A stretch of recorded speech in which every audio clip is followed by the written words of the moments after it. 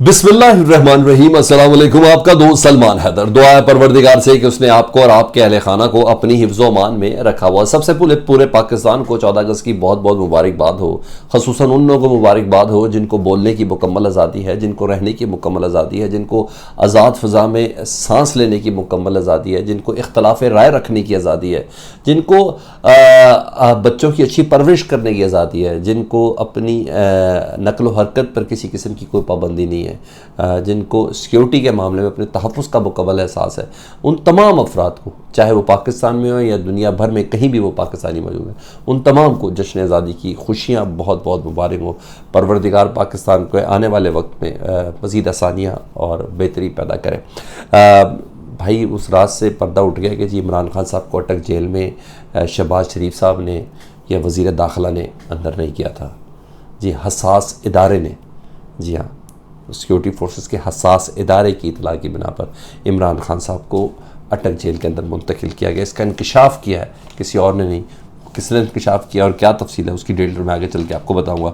कुछ अहम इंकशाफात और मैं आपके साथ शेयर करने लगा हूँ। जी मैंने आपको सुबह की व्लॉग में बताया था कि इसहाक डार साहब की कल रात को मुलाकात हुई है निगरान वज़ीर आज़म अनवारुल हक काकड़ साहब से, और मैंने कहा था कि शायद वो अपना कोई CV प्लेस करे। नहीं, ऐसी नई चीज़, मेरे पास कुछ और ख़बरें आई हैं, CV से भी नेक्स्ट लेवल की आई हैं, और ज़राए मेरे ये लंदन के हैं।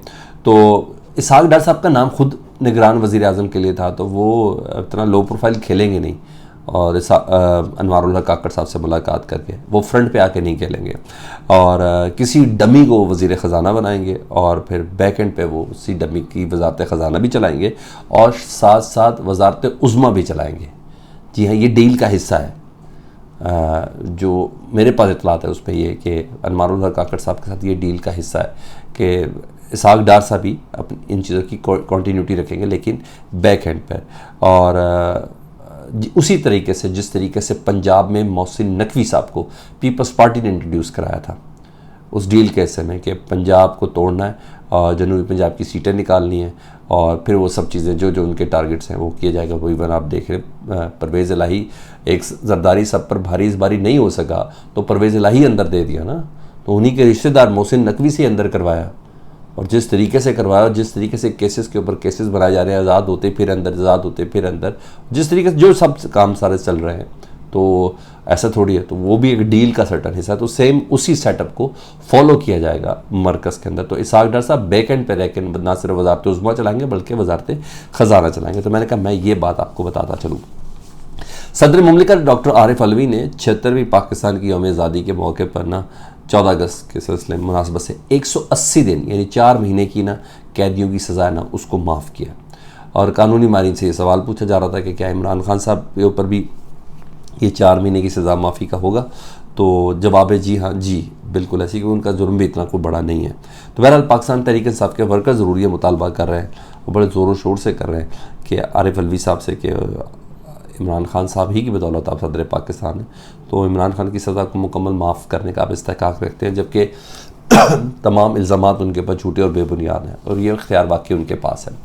अब आओ ज़रा मैं कुछ ख़बरों की तरफ। तो पीपल्स पार्टी के साथ ना बाप पार्टी वाले मामले में हाथ हुआ, ठीक है जी, और अच्छा खासा तगड़ा हाथ हुआ है। तो अब इनके लड़ाई झगड़े शुरू हो गए, और वो लड़ाई झगड़े अब एक सूरत हाल भी इख्तियार करते रहे। सबसे पहले तो कल खुर्शीद शाह साहब, जी हाँ, एक ज़माने में अपोजिशन लीडर थे पीपल्स पार्टी के, उन्होंने ही तहफ़्फ़ुज़ात का जब इज़हार किया तो रात गए खुर्शीद शाह साहब के ऊपर ही लान तान शुरू कर दी। पीपल्स पार्टी वालों ने शटअप कॉल दी, बल्कि पीपल्स पार्टी के तमाम तर्जुमानों को लगा दिया गया कि आपने अनवारुल हक काकड़ साहब के नाम पे इख्तलाफ नहीं करना, आपने कोई ऐसी बात नहीं करनी, क्योंकि अनवारुल हक काकड़ नहीं है, उनके पीछे साईं है तगड़े हैं ना। तो पीपल्स पार्टी इस टाइम ये अफोर्ड नहीं कर सकती। काफ़ी तसल्लियत तशफ़िया इनको एक वक्त में मिली थी, तो इनको ये बड़े अच्छे से पता चल गया कि हमारे साथ थोड़ा हाथ हुआ है। तो खुर्शीद शाह साहब पे भी गुस्से का इजहार किया गया, उन्होंने कहा आपने हमारी इजाज़त के बगैर निगरान वज़ीर आज़म पर तनकीद क्यों की। तो अब इंटरेस्टिंग चीज़ जो मैं आपको बताने जा रहा हूँ वो ये है कि आगे चल के अब होना क्या है। अब निगरान हुकूमत के दौरान जो कुछ भी होना डेफिनेटली बुरा ही होना है। कल तो कुछ सर्कुलर चल रहे थे कि कल से परसों से पेट्रोल को 15-20 रुपये मज़ीद बढ़ने लगा है, शायद इतना ना बढ़े, लेकिन बहरहाल आगे चल के डेफिनेटली महंगाई भी होनी है, पेट्रोल की कीमतें भी बढ़नी है, बड़े गलत फैसले भी होने हैं। तो अब जो निगरान हुकूमत के ऊपर इल्ज़ाम नहीं देगी पीपल्स पार्टी ये सारे इल्ज़ाम देगी नून लीग के ख़िलाफ़, और उसका आगाज़ हो चुका है कि भाई ये तो बंदा ही नून लीग का था, यानी अनवारुल्लाह काकड़ साहब, तो उन्होंने लेके आए थे, हालांकि सबको पता वो किनके बंदे थे। तो पीपल्स पार्टी और नून लीग अब एक दूसरे के राज खोलेंगे, और सर जब राज खोलेंगे तो, और ये खुले हैं, इसका आगाज़ हो चुका है, और ये भी हो सकता है, मैं फोर्स ही कर रहा हूँ कि इस वक्त बागडोर जो है ना शाह महमूद कुरैशी साहब के पास है, पाकिस्तान तहरीक इंसाफ की, और वो एक प्रॉपर सियासतदान है, वो एक लीडर नहीं है, एक प्रॉपर सियासतदान है। तो पंजाब में वो पीपल्स पार्टी के साथ इल्हाक भी कर सकते हैं, तो एक प्रॉपर एक जमात के साथ इल्हाक हो सकता है पाकिस्तान तहरीक इंसाफ का, सीट एडजस्टमेंट या बहुत सी चीज़ें कुछ हो सकती हैं, तो ये भी हो सकता है। ये आसिफ सरदारी सब पे भारी, तो ये ब्रेन उनका एक चल सकता है, और शाह महमूद कुरैशी साहब से बैद नहीं है, कुछ लो दो की पोजीशन पर अगर आ जाए तो ये हो सकता है। दूसरा फैसल करीम कुंडी तर्जुमान है जी, और उन्होंने एक जुमला बड़ा ज़बरदस्त बोला, उन्होंने कहा CCI के इजलास में हमें नई मरदमशुमारी की मंजूरी नहीं देनी चाहिए थी। अब नहीं देनी चाहिए से तो मुराद क्या है भाई फैसल करीम कुंडी, इसका मतलब है आपकी कनपट्टी पे बंदूक रख के CCI पे मरदमशुमारी के तहत इलेक्शन कराने की मंजूरी दी बुलाई गई है।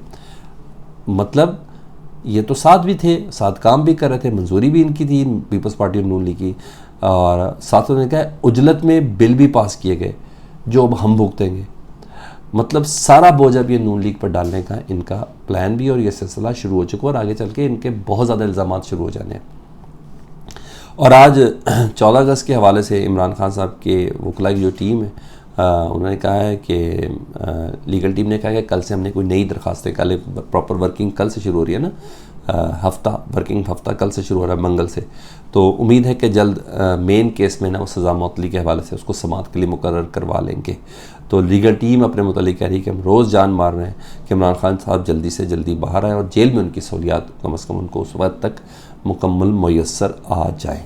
अब उस इंकशाफ की तरफ ये कोई और नहीं, पाकिस्तान के साबिक़ वज़ीर दाखिला राना सनाउल्लाह साहब खुद इंकशाफ कर रहे हैं कि ना ही शहबाज शरीफ साहब की मर्ज़ी से इमरान खान साहब को अडियाला की बजाय अटक जेल में रखा गया, ना ही मेरे कोई अहकाम थे, हसास इदारों की रिपोर्ट की बिना पर, उनकी रिकमेंडेशन की बिना पर इमरान खान साहब को बाकायदा तौर पर अटक जेल के अंदर मुंतकिल किया गया। वो अटक जेल जहाँ B क्लास और A क्लास है ही नहीं, और उन्होंने बताया कि सिक्योरिटी के इस तरह के मामला थे जो शायद अडियाला जेल में इमरान खान साहब को मैसर ना आ सकते, जो अटक जेल के अंदर इमरान खान साहब को मैसर हैं।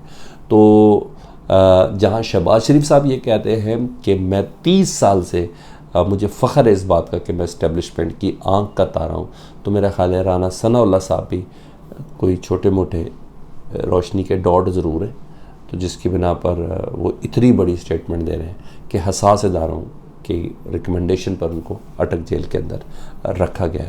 तो बातें आस्ता आस्ता इनके मुंह से निकलेंगी, इनके गलों से निकलेंगी, ये सब होगा, और मैं भी देखूंगा और आप भी देखेंगे। अपना बहुत ज़्यादा ख्याल रखें। अल्लाहुम्मा सल्ली अला मुहम्मदिन व आले मुहम्मद।